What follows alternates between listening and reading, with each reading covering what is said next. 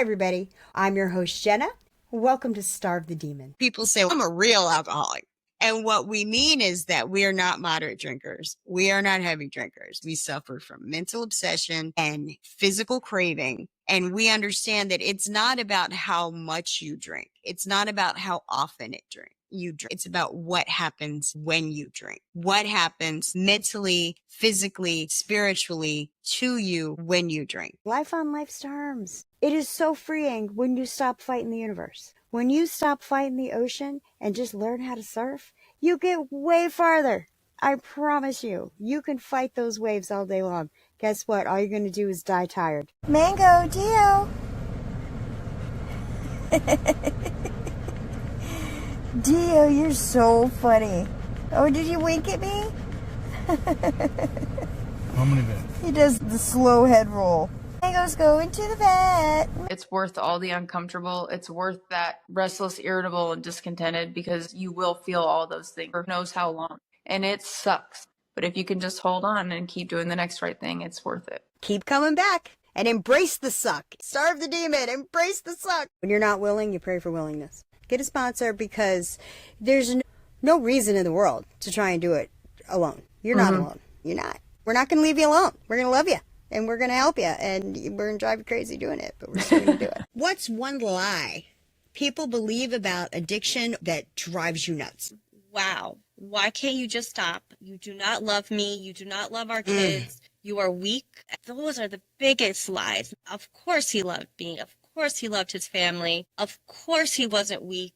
Of course he could not just stop. You're not weak. You do love people. You are loved. And so those are the biggest lies. We can't just stop. If we could just stop, this world would be a completely different place.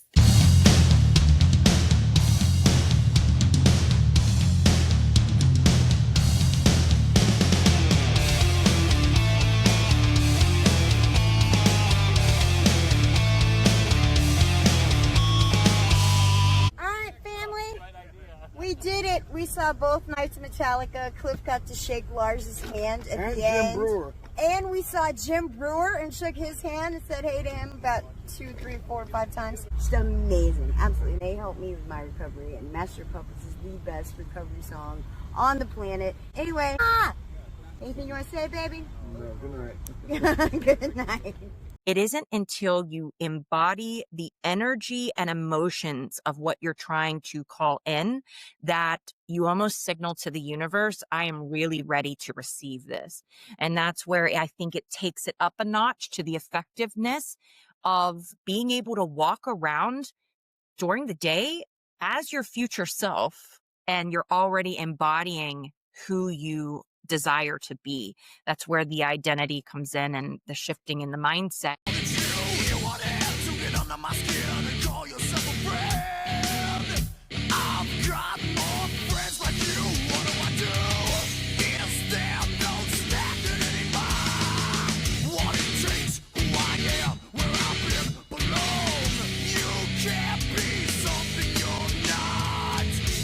You have your sober dog and your sick dog, and which one are you going to feed? And whichever one you feed is the one that's going to be stronger. Going to meetings, working with a sponsor, trying to give back, trying to do service. That's how I starve my demon. All of that together. It's not just being abstinent. If I'm just abstinent and an asshole, the demon's not really starved. He loves that. Behaviors are what's going to wake up again. How did working in the medical field affect your addiction? I knew going into it, because I knew I was an addict before I became a nurse, that I was going to be around a lot of narcotics. For a lot of years, I tried to work my program as strong as I could, because I knew I was working in a profession surrounded by temptation. I felt strong. I felt okay until I didn't. I would go out and drink, and 1 or 2 drinks wasn't any fun. No, if we're going to drink, we're going to go drink. Let's make it a sport. How much can we drink?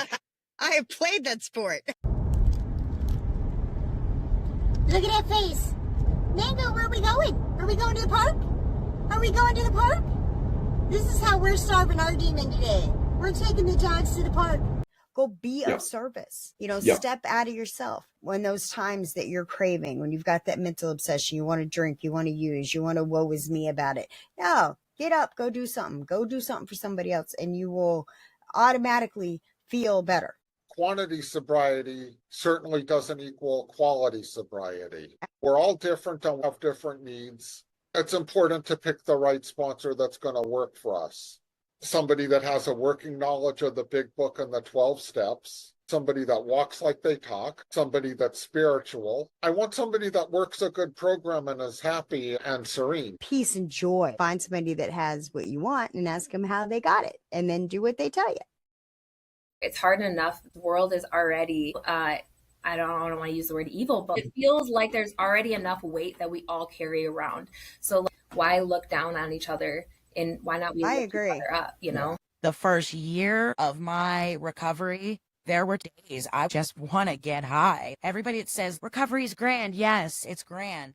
But that does not happen immediately. You got to work towards your goals and through all them tough times and them bridges you burned and making amends to people. It can be rough. If you could talk to your younger self back before addiction really took hold, what would you say? You're worth more than your body and sex. Don't do don't do meth. Don't put a needle in your arm. Don't get with that guy who's going to beat you. You are worth it. There is hope. You'll find a way. But I don't think I would have listened, honestly. I think no matter what was said to me, I needed to live the bad life experiences and the bottoms that I hit and have the consequences to get to where I am today. The devil doesn't come for you when you're already doing his work. It's when you start trying to do good. That's Right. when the devil's losing one of his best soldiers. What, are you kidding me? Yeah. You know, so yeah, it's some people don't understand spiritual warfare. That's, you know, well, you're so godly and you're doing good. That's when they come for you. I'm a victim of this and I'm a victim of that and woe is me and poor me, pour me another drink. But in recovery, I'm not a victim. I'm a survivor. Yes. And it's a different mindset. It's a different way of seeing things. It's a different way of approaching things. It's like a completely different perspective. Oh, yeah. That's that psychic change. First time I ever did heroin, it was in a needle. I remember I was scared. I was like, I did it. And I'll never forget that high. Like, I remember saying to myself, I bet that this is what heaven feels like. And I want to feel like this every day for the rest of my life. And you never feel like that again. You know how it works. The purpose now is to unengage dangerous memory, helping others rise. You know, I want people to know that your pain can become your power. Your pain becomes your power. All that stuff that I went through, all my trauma, all my drama, all my chaos, your mess becomes your message. All those skeletons in your closet become warriors in your army. Fight the demons. I was living a secret life. I could still do dip and dab over here and then come home and try to be Mr. Husband. That didn't work out very well for me or her. So I was very, very selfish. My demon was very, very strong, and I was sneaky, very sneaky. See, I might have been a good person somewhere underneath it all, but my demon had me. My demon had me. Always angry and scared and resentful because things aren't the way we think they should be. We're going to be miserable. We can't live in the land of should. We have to live in the land of is. And what is not always pretty. And sometimes it gets worse before it gets better. But we are strong. We are strong, and we've survived everything so far. If you're going to say all or none, you're going to be wrong. Not all cops are heroes. Not all cops suck. They're like people that way. Well, Jesus really fixed my life. I had made a mess of it. I listened to that still small voice of Jesus's, and he guided me and walked me through scripture. He was my teacher, my best friend. So you went from jail to rehab to AA. You worked your steps. During this time, you're also walking with Jesus. How did all that come together to shape your recovery and fix your life? I'm just so thankful that Jesus never gave up on me. Jesus never left me. I left him. From him, girl, I was hoping he wouldn't see me. What would you tell someone who thinks that they can't change? Jesus is in the changing business. Good morning. It's Jenna, your favorite demon starver, I hope. I just wanted to tell you about some upcoming things on my channel. I've got a series of videos that are going to be coming out. If you had the opportunity to watch Gail's story from jail to Jesus, it's on YouTube and Spotify right now. She mentors at this Christ-centered, faith-based recovery center in Arkansas. And I have the opportunity to interview several of them. So I'm going to have a little series come out, about half a dozen of interviews with these women, and it's so exciting. And I know it takes me a while to get the recording and the editing done, so stay tuned and hang out with me, and you won't be disappointed. If you like the videos, please comment, share, subscribe to the channel, hit the notification button, and if you'd like to see my social links or buy some merchandise or buy me a coffee, you can do that at darvthedemon.com. Thanks for all your support. I love you guys, and I'm going to keep coming back, so I hope you keep coming back. Love everybody. Let God sort them out.